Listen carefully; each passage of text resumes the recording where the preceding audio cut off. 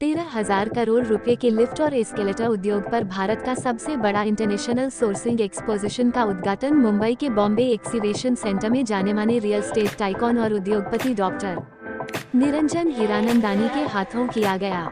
यह एक्सिबिशन 3 दिन के लिए नेस्को सेंटर में रखा गया। एप्सन, आकिल और बितुर के बूथों पर 3 नई हाईटेक उत्पादों की शुरुआत की गई। इस प्रदर्शनी में बड़ी भारतीय कंपनियों और बहुराष्ट्रीय कंपनियों से लेकर ओईएम और कंपोनेंट निर्माता तक प्रदर्शकों के 100 से अधिक स्टॉलों के साथ लिफ्ट उद्योग एक साथ आकर एक बड़ा नेटवर्किंग प्लेटफॉर्म बन रहा है। एलिवेटर और एस्केलेटर्स के लिए इंटरनेशनल सोर्सिंग एक्सपोजिशन की योजना ओईएम और कंपोनेंट निर्माताओं को एक साथ लाने और भारत को सोर्सिंग हब के रूप में प्रदर्शनी करने के लिए की गई है। इस प्रदर्शनी के आयोजकों का मानना है कि भारत के पास अंतर्राष्ट्रीय स्तर पर बराबरी करने के लिए उत्पादन क्षमता और कौशल है। एलिवेटर्स आज बहुत खुशी होती है कि आज के ये एग्जीबिशन में देखकर आप देखे होंगे कि और जो ऐलान भी किया हुआ है कि इस साल जो एलिवेटर इंडस्ट्री की डिमांड हुई है वो लगभग 30% बढ़ गई है। आज की तारीख में मकानों की एफएसआई बढ़ाए हैं और भी प्रोजेक्ट्स बन रहे हैं पूरे हिंदुस्तान में, लेकिन और जो ज़रूरत है एलिवेटर्स की वो बहुत ही बात है। हम बात करते हैं उसमें 4 बात की महत्व होती है। वो है सेफ्टी, एलिवेटर्स की सेफ्टी में महत्व देने चाहिए। दूसरी बात है सस्टेनेबिलिटी, बहुत ही महत्व की बात है। सस्टेनेबिलिटी जब तक नहीं हो तो फ्यूचर नहीं होगा ये इंडस्ट्री की। स्पीड बहुत महत्व की बात है क्योंकि हम काफ़ी मकान बनाते हैं।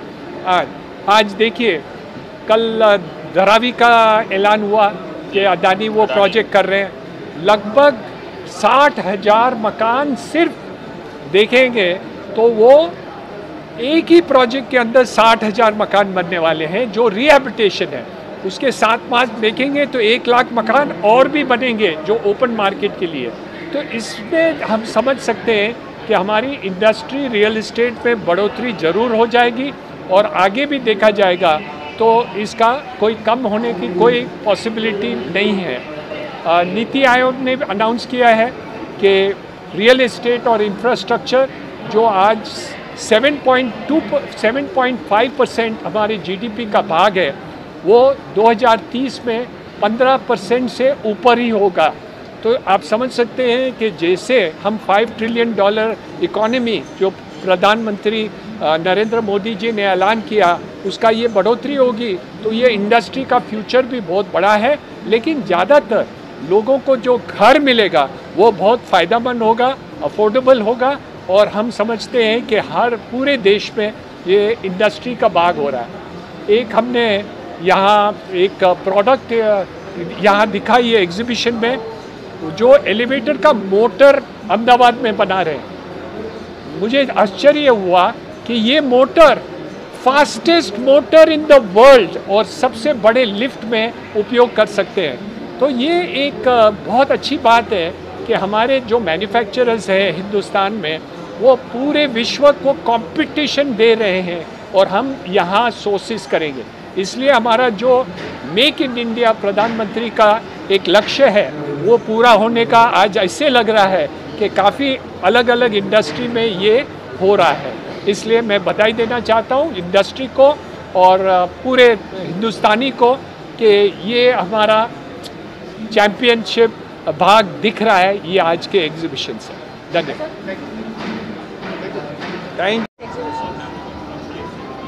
India is the second largest global market, has the potential to also becoming one of the largest market hubs for elevators and escalators.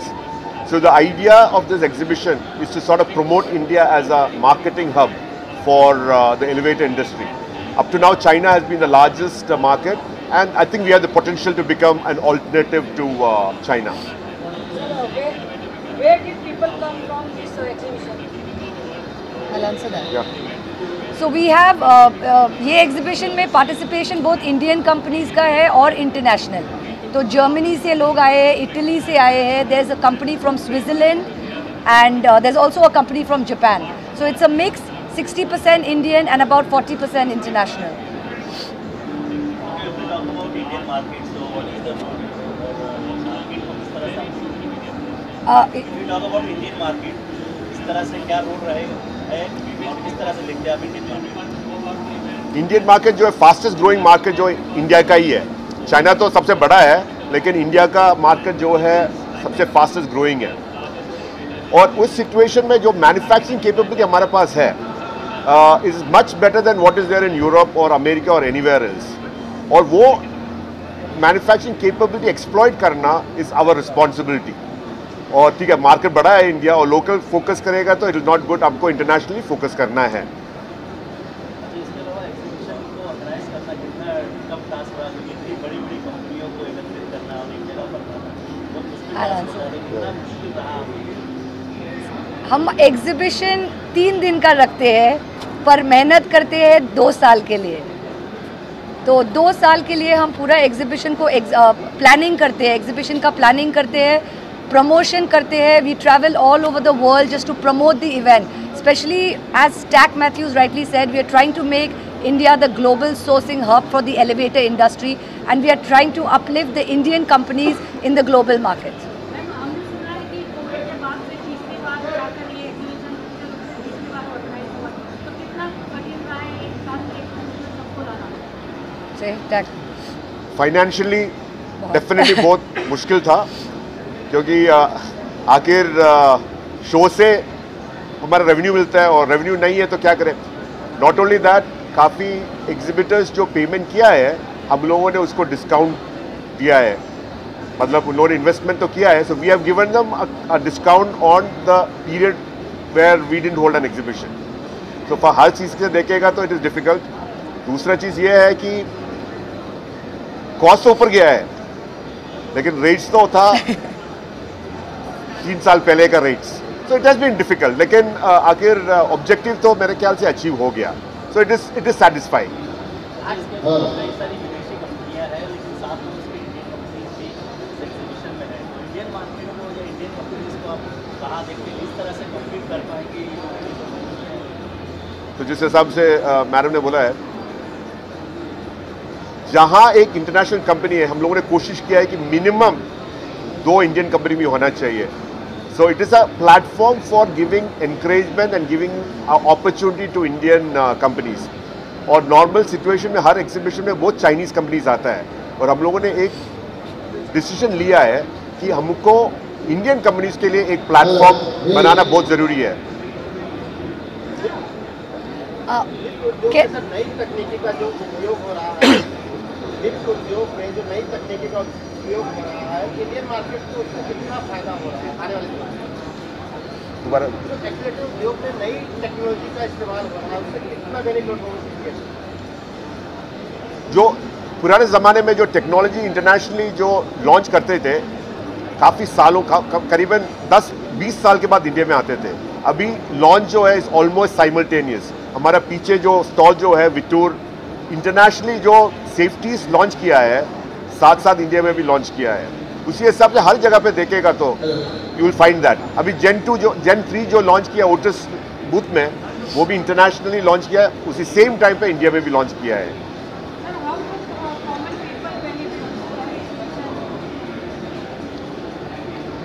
अभी if you look at the situation, there is no person in India who directly or indirectly is not affected by elevators. When you have more option, when you have better quality, when you have better safety and you have better standards, everybody benefits. But in the same breath, I will make a statement that people need to recognize that elevators don't come cheap. And if it is cheap, it normally is coming with a compromise. And that is something that we need to avoid. Ensure that the standards are always met, the quality is always met, and safety is not compromised.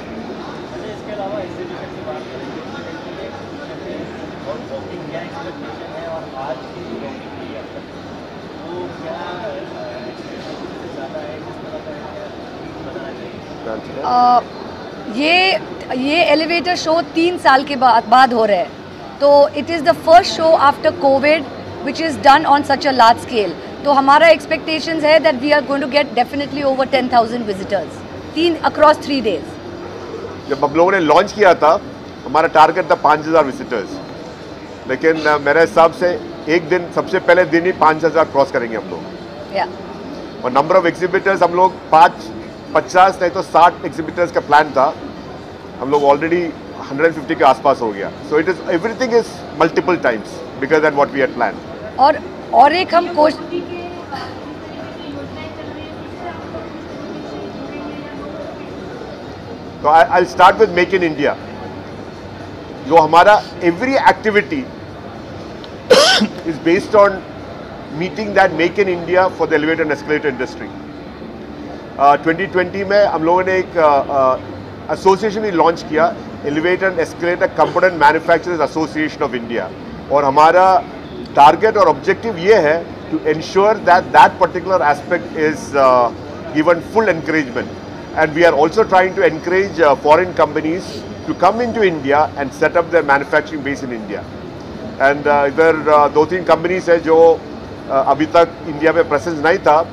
They are exhibiting here, and I know that they are already looking for manufacturing facilities and manufacturing location in India.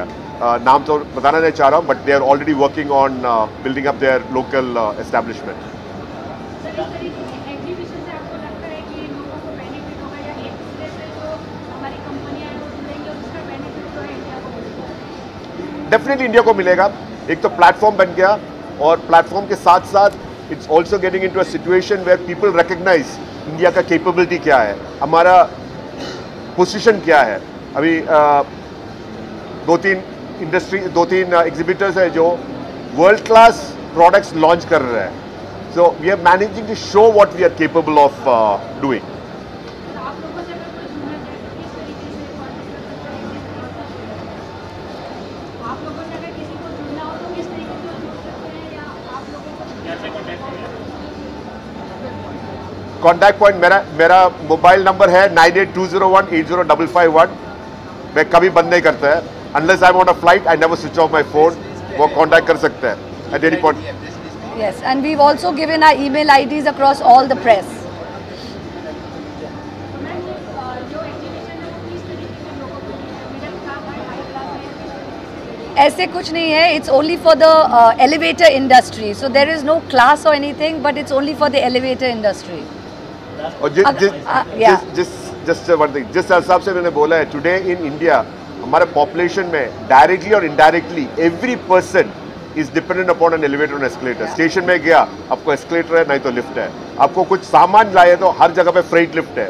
Hospital जाएगा तो lift है. So there is no class, whether it is the richest person or the poorest person, we are all linked, we all require the support of elevators and escalators. Sir, lastly ये कहना चाहेंगे कि जो लोग देख रहे हैं सभी ये सोच रहे होंगे कौन कौन सी कंपनियां यहाँ पर एक्सपेक्ट कर रही है, उसके बारे में क्या जानकारी? From the big elevator companies, component companies के बारे में उनको ज़्यादा जानकारी नहीं होगा. From the big companies, I'll start with the first. Otis is there, सबको they know Otis. उसके बाद Toshiba, which is a Japanese company, they are here.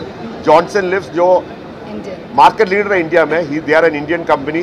Fujitec जो जापानीज कंपनी है, they are here. City Lifts जो एक Indian company है, they are here. Eros India का सबसे पुराना कंपनी है. In fact they are even older than Otis in India. They are also here. ESA, a Delhi-based company, they are here. So, yeah. So we have got all the levels, from multinational to local companies. We have everybody here. Thank you.